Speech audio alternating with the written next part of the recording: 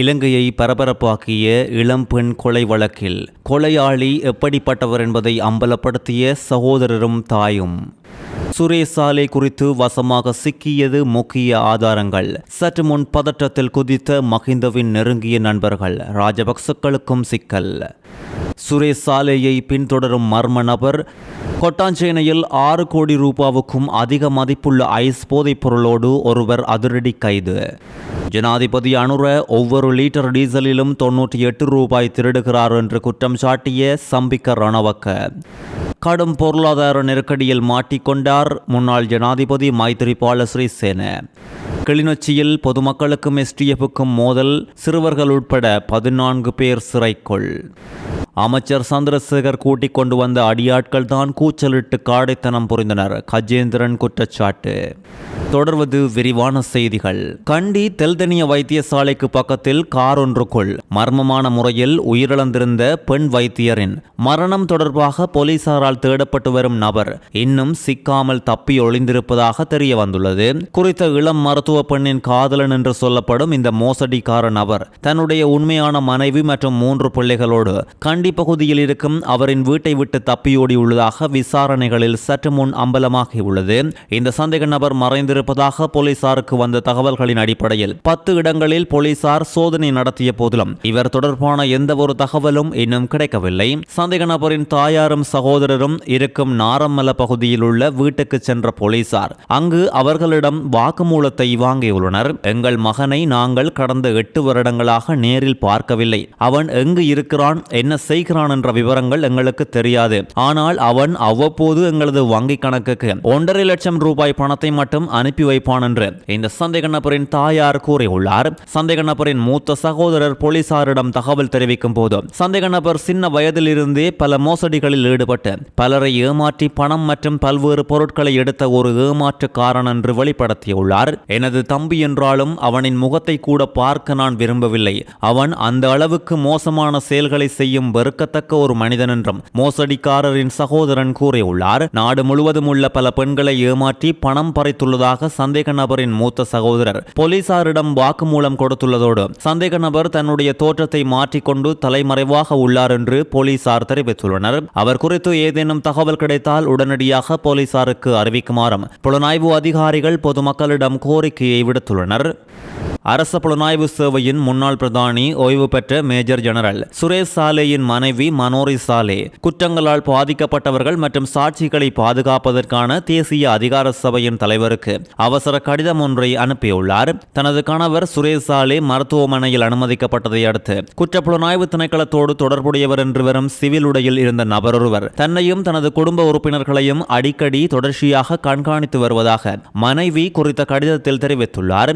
அதிலும் அந்த நபர் தன்னுடைய மகன் மற்றும் மகளை தொடர்ச்சியாக பின்தொடர்வதோடு அவர்களின் படங்கள் மற்றும் காணொளிகளை எடுக்க முயற்சிப்பதாகவும் இவர் வெளிப்படுத்தியுள்ளார். இந்த சம்பவங்கள் காரணமாக தானும் தன்னுடைய பிள்ளைகளும் பெரும் கடுமையான மன உளைச்சலுக்கு அச்சத்துக்கும் உள்ளாகி இருக்கின்றோம் என்று சுட்டிக்காட்டியுள்ள மனோரி சாலே இது குறித்து குற்றப்புலனாய்வு திணைக்களம் இப்பொழுதே தலையிட்டு முறையான விசாரணையை முன்னெடுக்க வேண்டும் என்றும் வலியுறுத்தியுள்ளார். அத்தோடு சுரேஷ் சாலே குறித்து உலகளாவிய இலங்கை மன்றம் ஜனாதிபதி அனுரகுமார் திசாநாயக்கவுக்கு கடிதம் ஒன்றை அனுப்பியுள்ளது. இந்த கடிதத்தில் சுரேஷ் சாலே தடுத்து வைக்கப்பட்டுள்ளமை மற்றும் அவரது சுகாதார நிலைமை குறித்து உடனடியாகவும் அவசரமாகவும் கவனம் செலுத்துமாறும் கோரப்பட்டுள்ளது. இப்படி இருக்கையில் சுரேஷ் சாலே அரசாங்கத்தின் கடுமையான விசாரணைகள் மற்றும் உறுதிப்படுத்தப்பட்ட சாட்சியங்களை அடுத்தே கைது செய்யப்பட்டுள்ளதாக அமைச்சர் சுனில் ஹந்துனத்தி வெளிப்படுத்தியுள்ளதோடு உயிர்த்த ஞாயிறு குண்டு தாக்குதல் குறித்த விசாரணைகள் இப்பொழுது சிறப்பான முறையில் முன்னெடுக்கப்படுவதை அடுத்து மறைந்து இருக்கும் படுகொலையாளிகள் கலக்கமடைந்துள்ளதாகவும் வெளிப்படுத்தியுள்ளார்.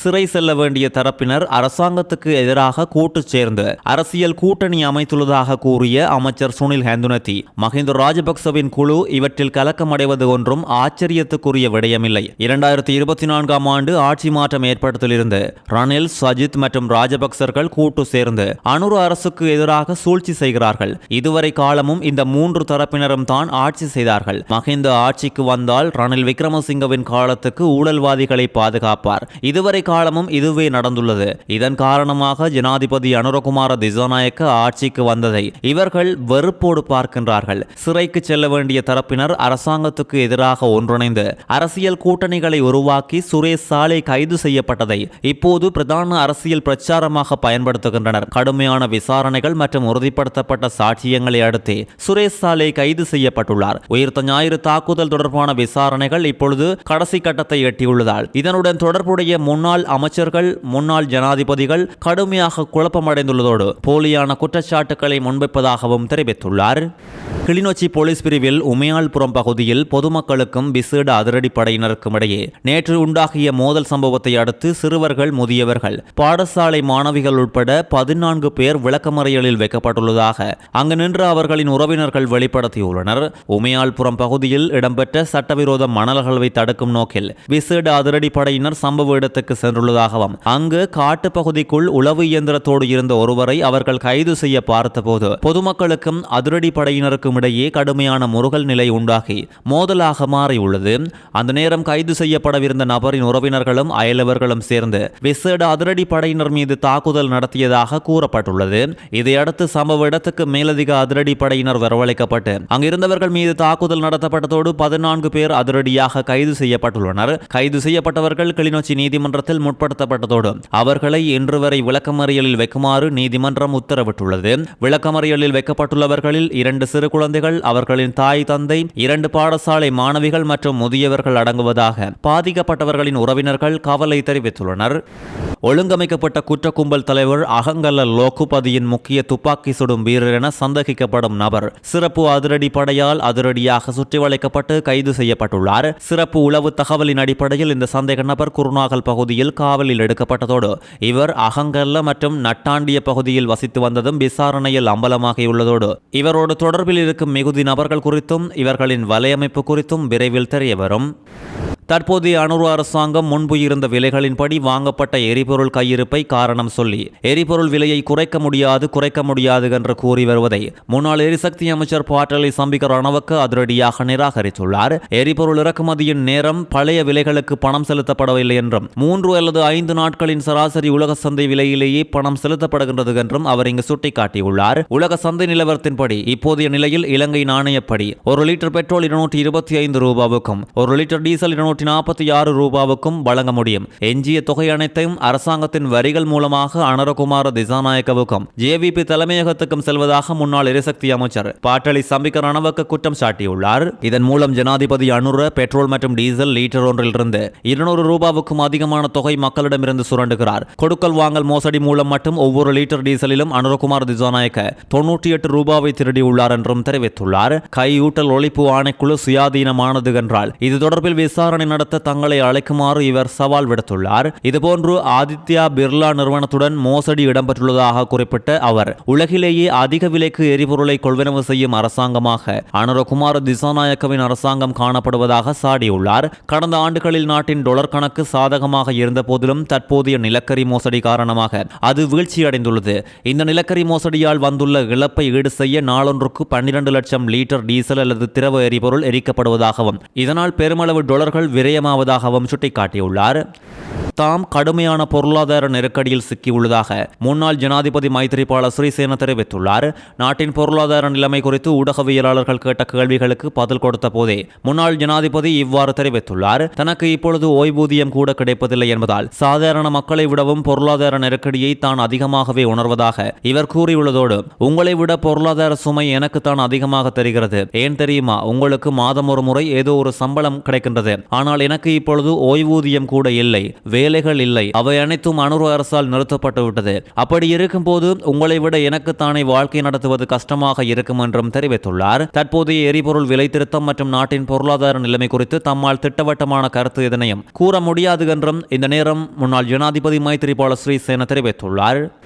யாழ்ப்பாணம் மாவட்ட ஒருங்கிணைப்பு குழு கூட்டத்தில் அமைச்சர் சந்திரசேகர் கூட்டி வந்த தேசிய மக்கள் சக்தியின் அடியாட்கள் காடைத்தனமாக கூச்சலிட்டு கூட்டத்தை குழப்பிக் கொண்டிருந்தார்கள் என்று தமிழ் தேசிய மக்கள் முன்னணியின் பொதுச் செயலாளர் செல்வராசா கஜேந்திரன் கருத்து கூறியுள்ளார். கடந்த வெள்ளிக்கிழமை யாழ் மாவட்ட ஒருங்கிணைப்பு குழு கூட்டத்தில் நடந்த கடும் குழப்பம் குறித்து ஊடகங்களுக்கு கருத்து வெளியிடும் போதே அவர் இவ்வாறு தெரிவித்துள்ளார். தெல்லைப்பளை வைத்தியசாலை புற்றுநோய் பிரிவை தரமுயர்த்துவது குறித்த விவகாரத்திலும் தையிட்டி விகாரை காணி விடயம் குறித்தும் நாடாளுமன்ற உறுப்பினர் கஜேந்திரகுமார் பொன்னம்பலம் தன்னுடைய கருத்துக்களை முன்வைத்த போது நாடாளுமன்ற உறுப்பினர் அர்ச்சுனா ராமநாதன் குழப்பமடைந்து கஜேந்திரகுமார் பொன்னம்பலத்தை உரையாட விடாமல் தடுத்து தொடர்ச்சியாக குழப்பத்தில் ஈடுபட்டுக் கொண்டிருந்தார். இந்த காணொலிகள் சமூக வலைதளங்களில் பரவலாக வைரலானதை அடுத்து சமூக செயற்பாட்டாளர்களும் மக்களும் இது தொடர்பாக கடும் விமர்சனத்தை முன்வைத்துள்ளனர்.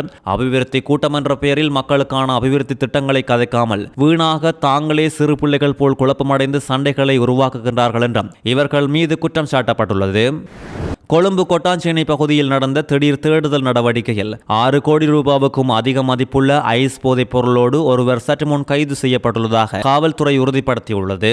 காவல்துறையினருக்கு வந்த ரகசிய தகவலை தொடர்ந்து நடந்த சோதனை நடவடிக்கையில் சந்தேக நபரிடமிருந்து 4 கிலோகிராம் ஐஸ் போதைப் பொருள் கைப்பற்றப்பட்டுள்ளதோடு போதைப் பொருள் விற்பனை மூலம் பெறப்பட்ட 6 லட்சம் ரூபாவுக்கும் அதிகமான பணமும் மீட்கப்பட்டுள்ளதாக காவல்துறையினர் தெரிவித்துள்ளனர்.